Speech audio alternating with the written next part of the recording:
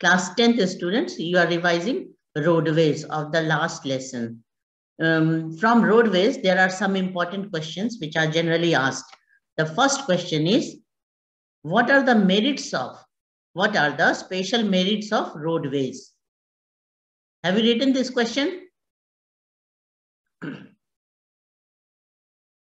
And this question can be asked in another manner also, like how roadways score over railways. समझ गए ना? एक तो direct question आएगा कि what are the special merits of roadways, या दूसरा क्वेश्चन ऐसे भी आ सकता है कि किस तरह से रोडवेज रेलवे से ज्यादा बेटर है ना?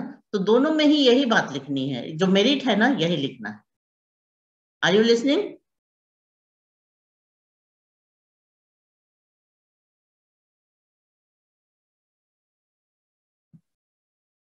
हाँ, यस मैम. ओके.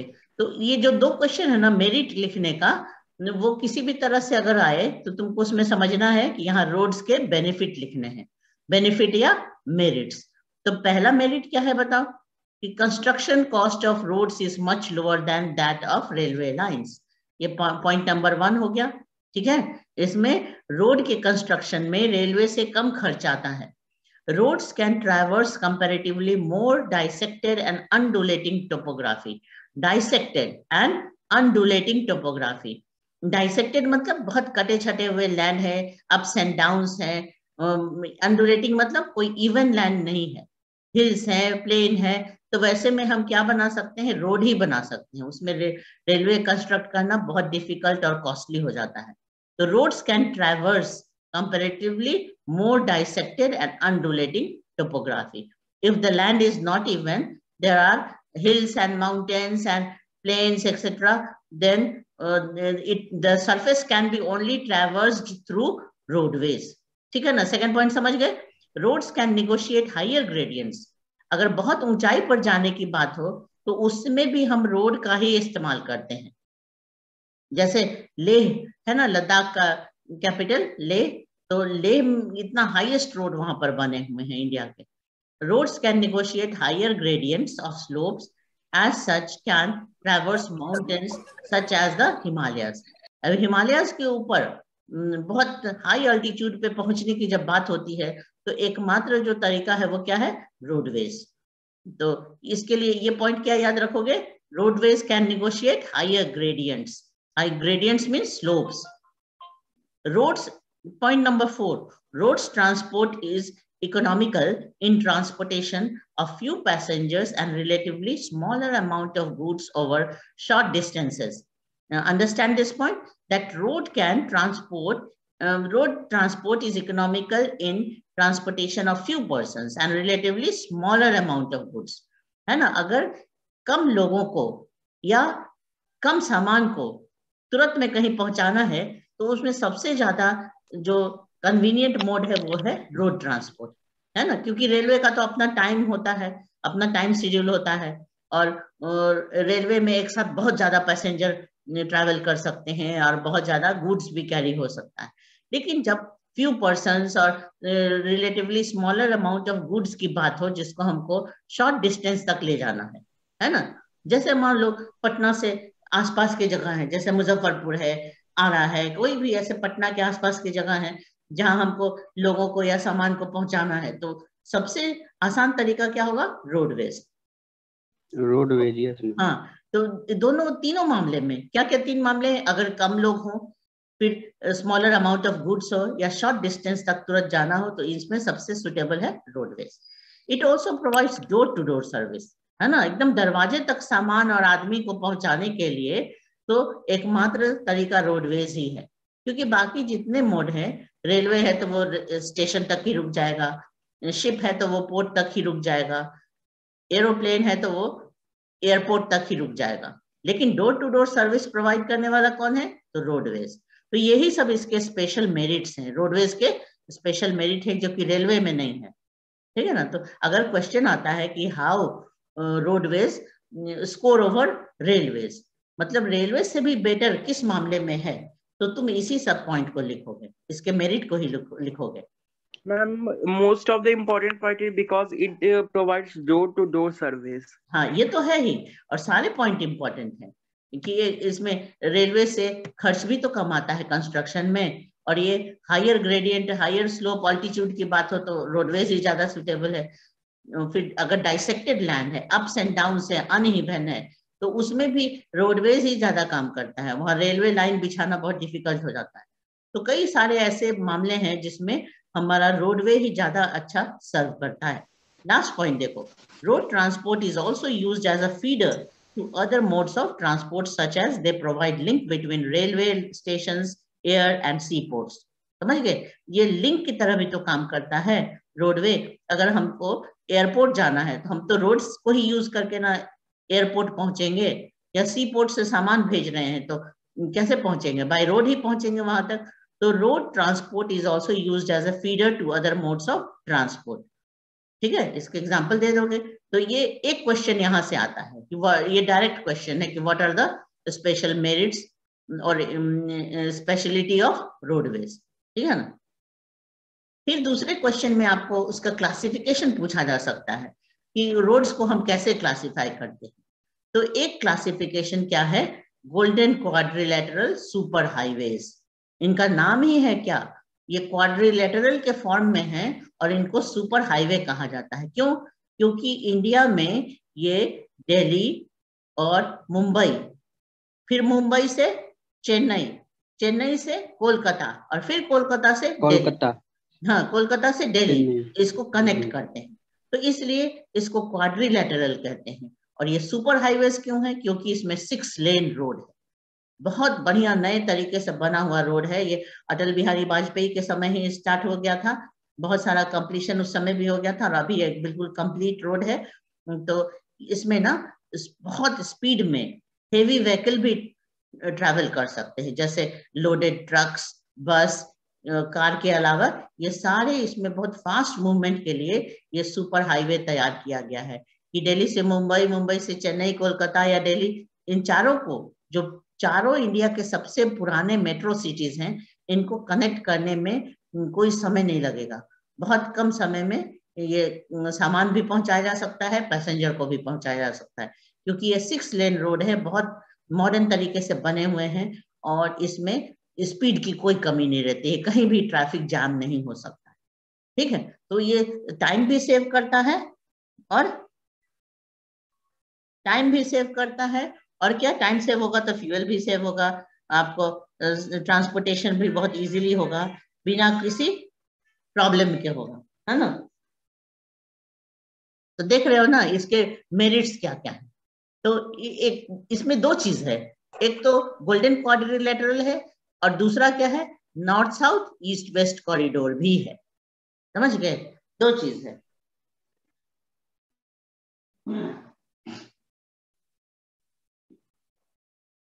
अब नॉर्थ साउथ कॉरिडोर और ईस्ट वेस्ट कॉरिडोर मतलब इंडिया के नॉर्थ एंड और साउथ एंड को लगभग मिलाने वाला एक रोड, ठीक है ना। और उसी तरह से ईस्ट और वेस्ट कॉर्नर को मिलाने वाला रोड, जिसको तुम इसमें देख लो, मैप में देखो, यहां से स्टार्ट होता है, देखो कश्मीर के श्रीनगर से स्टार्ट होता है, और भी आगे तक इसको बनाया गया है, उरी तक, उरी, कश्मीर का उरी, और ये एकदम साउथ में कन्याकुमारी तक, हाँ कन्याकुमारी तक कनेक्ट कर रहा है। अब इसमें क्या करोगे कि मैप में इसके कुछ मेन पॉइंट्स देख लेना कि यहाँ बीच में दिल्ली है, फिर ये कौन सा एरिया है, ये बीच बीच में जो मेन सिटीज है ना उसको देख लेना। हाँ, झांसी, हैदराबाद है, झांसी, हाँ, उसके बाद कर्नूल, हैदराबाद, ये सब है। ये क्या है, बेंगलुरु है। तो ये सब कुछ मेन सिटीज बीच वाले भी देख लोगे। और ईस्ट वेस्ट कॉरिडोर में देखो कि यहाँ सिलचर, आसाम का सिलचर, यहाँ से स्टार्ट होके ये पूरा असम क्रॉस करते हुए, वेस्ट बंगाल क्रॉस करते हुए, बिहार का नॉर्दर्न पार्ट जिसमें मुजफ्फरपुर, गोपालगंज ये सबको ये क्रॉस करता है, यूपी, एमपी होते हुए ये राजस्थान और गुजरात होते हुए यहाँ तक आता है, पोरबंदर। पोरबंदर देख रहे हो, ये कोस्टल एरिया जो है यहाँ पर है, एक इम्पोर्टेंट सिटी है पोरबंदर, है ना। महात्मा गांधी से ये रिलेटेड प्लेस है पोरबंदर, यहीं पर उनका जन्म हुआ था। हाँ, और ये भी अभी भी ये क्या एक माइनर पोर्ट भी है, जैसे इंपॉर्टेंट सी पोर्ट तुम पढ़े हो ना, तो उससे मीडियम और माइनर पोर्ट्स होते हैं, तो ये मीडियम सी पोर्ट है पोरबंदर। यहाँ से भी ये होता है, कमर्शियल वर्क होते हैं यहाँ से। तो ये सब क्या है कि बहुत ही ब्रॉड रोड्स हैं यहाँ, ट्रैफिक कंजेशन का कोई सवाल नहीं। इसमें भी बीच बीच वाले कुछ प्लेस देख लेना कि बिहार में कौन सा प्लेस है, देखो जैसे मुजफ्फरपुर है, तो यूपी में लखनऊ है, फिर यहाँ पे आके झांसी में तो ये दोनों रोड एक दूसरे को क्रॉस कर रहा है ना, नॉर्थ साउथ और ईस्ट वेस्ट कॉरिडोर झांसी में एक दूसरे को इंटरसेक्ट कर रहे हैं। और यहाँ से आगे बढ़ते हुए ये उदयपुर, और उदयपुर से ये राजकोट या और पोरबंदर गुजरात में, ठीक है ना। तो ये हो गया तुम्हारा नॉर्थ साउथ और ईस्ट वेस्ट कॉरिडोर। इसका मेरिट बिल्कुल अपने से लिखना, क्या क्या लिखोगे? It is for the very speedy movement of traffic and passengers, it is very suitable for carrying heavy load और हेवी व्हीकल्स लाइक ट्रक्स, बस एक्सेट्रा। कार और टू व्हीलर तो सब चलते ही हैं, ट्रक और बस के लिए भी ये स्पेशली बड़ा ही यूजफुल है, क्योंकि देखो ट्रक बस को ना बहुत जगह बीच में हर्डल का सामना करना पड़ता है और डिले हो जाता है, इसमें कोई डिले नहीं होता है ना। तो दो मेट्रो सिटीज के बीच का डिस्टेंस लगता है कि जैसे टाइम एंड डिस्टेंस दोनों रिड्यूस हो गया। तो यही सब इसके बेनिफिट्स है। These highways projects are being implemented by National Highway Authority of India. इसको कौन मेंटेन करता है, कौन कंस्ट्रक्ट करता है? तो national highway authority of India, हाँ, NHAI। तो ये पहला क्लासिफिकेशन हो गया। अब दूसरा है नेशनल हाईवे। तो national highways link extreme parts of the country, these are the primary road system, है ना। एक छोर से दूसरे छोर को, कंट्री को मिलाने के लिए ये मतलब बड़े बड़े शहर को कनेक्ट करने वाला ये होता है। बहुत दूरी जिसकी होती है, बीच की दूरी बहुत ज्यादा तय करते हैं ये। तो ये नेशनल हाईवेज, हाँ, ये national highways mainly link the capital cities of the country, ठीक है ना। जितने भी स्टेट्स हैं उसके कैपिटल सिटीज को भी ये कनेक्ट करता है, और ये प्राइमरी रोड सिस्टम है इंडिया का। तो इसको मेंटेन और कंस्ट्रक्ट कौन करेगा? तो CPWD, ठीक है ना, central public works department, CPWD। Maintenance, construction and maintenance is done by CPWD। A number of national major highways run in north, south, east, west direction. The historic Sher Shah Suri Marg is called National Highway number 1, ठीक है। शेर शाह सूरी मार्ग जो है वो दिल्ली से लेके अमृतसर तक, in fact ये पंजाब पाकिस्तान तक भी जाता है, लेकिन हम इंडिया की बात करें तो दिल्ली से लेके अमृतसर तक है जो शेर शाह सूरी मार्ग, इसको नेशनल हाईवे नंबर 1 दिया गया है, क्योंकि ये हुमायूं और शेर शाह के समय ही बन गया था ये रोड, है ना। और इसका और भी कंस्ट्रक्शन और मेंटेनेंस किया गया है। फिर यहाँ देखो कि जो रोड हाईवे नंबर 2 और 3 है ना, इसको भी मैप में देखना है, इसको भी सर्च करना है मैप में। Find out places linked by National Highway number 2 and 3. उसको मैप में देख लेना, इजीली ये मिल जाता है। फिर आ जाइए स्टेट रोड्स। अब स्टेट रोड नाम से ही क्लियर है कि स्टेट का कैपिटल, जैसे बिहार है तो बिहार का पटना, और बिहार में जितने भी डिस्ट्रिक्ट हैं उसका हेडक्वार्टर, उसको कनेक्ट करने वाले रोड को स्टेट हाईवेज कहते हैं। तो एक स्टेट के अंदर स्टेट हाईवेज होते हैं जो कि स्टेट कैपिटल को और डिस्ट्रिक्ट हेडक्वार्टर को कनेक्ट करते हैं, and these roads are constructed and maintained by PWD, public works department, ठीक है। फिर आइए नेक्स्ट, डिस्ट्रिक्ट रोड्स। नाम से ही क्लियर है, एक डिस्ट्रिक्ट के अंदर का ये रोड होता है। तो डिस्ट्रिक्ट के अंदर क्या होते हैं? एक तो उसका हेडक्वार्टर होता है, मेन टाउन होता है, और उसके बाद और भी छोटे छोटे टाउन्स होते हैं। So if the main town or district headquarter is connected with the nearby towns, it is known as district roads. समझ गए ना? इसको तुम रिपीट करो तो डिस्ट्रिक्ट रोड किसको कहते हैं? These roads connect the district headquarters with the other places of the district. These roads are maintained by the जिला परिषद। ठीक है, देखो इसमें कुछ हम लोग को रटना याद करना नहीं है, बस ये नाम से ही क्लियर है कि डिस्ट्रिक्ट रोड जिसका नाम है मतलब डिस्ट्रिक्ट हेडक्वार्टर और उसी डिस्ट्रिक्ट के नियर बाई टाउन्स को वो कनेक्ट करते हैं। तो इसको मेंटेन कौन करता है? तो जिला परिषद, ठीक है। These roads are maintained by the Zila Parishad. अब आ जाइए, विलेज रोड थोड़ा इंपॉर्टेंट होता है। अदर रोड्स में ये रूरल रोड या विलेज रोड है। रूरल रोड मतलब विलेज रोड। तो विलेज रोड किसको कहेंगे? Which link rural areas and villages with towns. ठीक है ना, कोई भी रूरल एरिया है, कोई भी गांव है, कोई, वो अपने आसपास के शहर से रोड के थ्रू जुड़ा होता है। पक्का रोड जिसको मेटल रोड कहते हैं। पक्का रोड के लिए दूसरा वर्ड क्या है? Metal road. दो तरह के रोड होते हैं, metal road, unmetalled road. Unmetalled road मतलब कच्चा रोड, मडी रोड, जो बारिश के समय में बेकार हो जाते हैं, यूजफुल नहीं रह जाते हैं।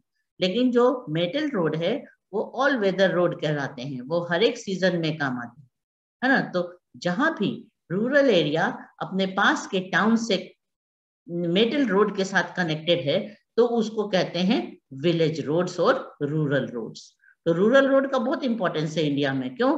क्योंकि इंडिया तो एक एग्रीकल्चरल कंट्री है ना, और हमारे गांव को पास के शहर से, पास के मार्केट से जोड़ना बहुत जरूरी है।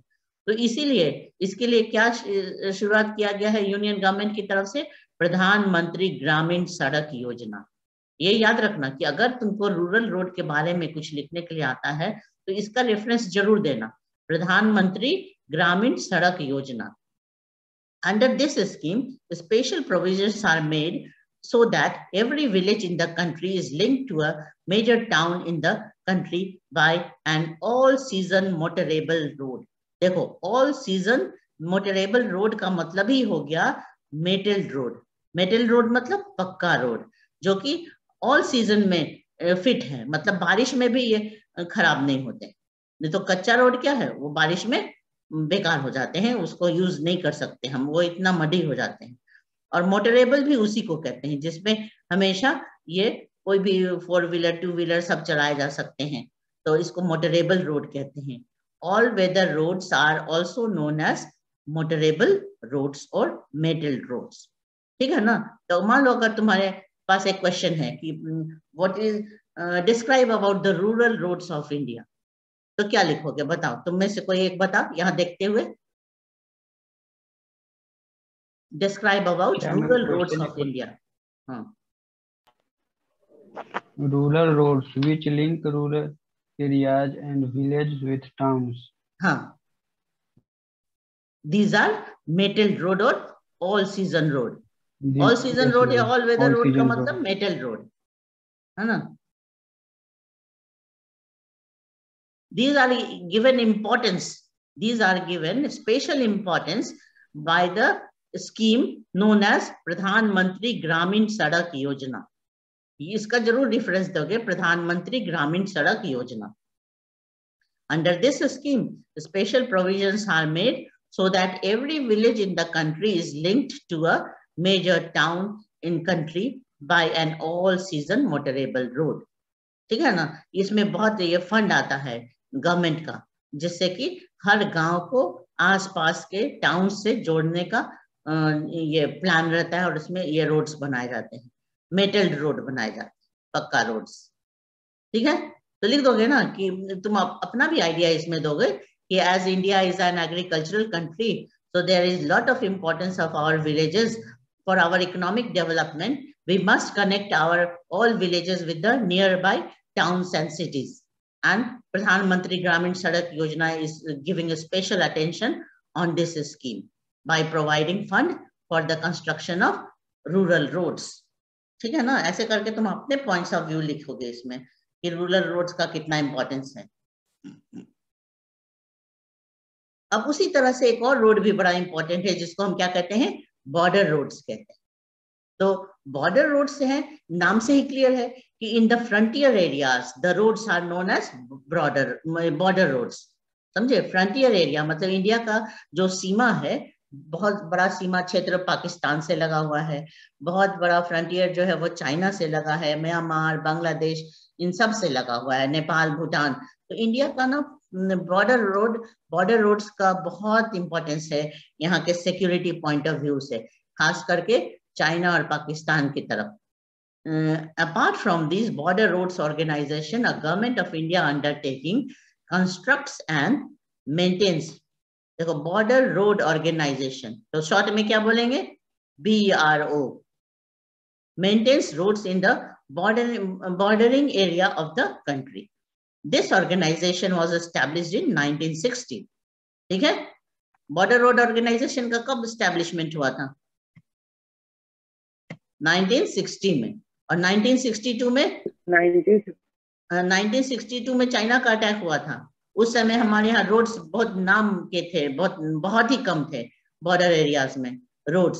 तो यहाँ के फौज को, आर्मी को बहुत ही तकलीफ उठानी पड़ी थी उस समय, है ना। तो 1960 में तो ये शुरू ही हुआ था। तो फिर आगे देखो इसको, roads of strategic importance in the northern and northeastern border area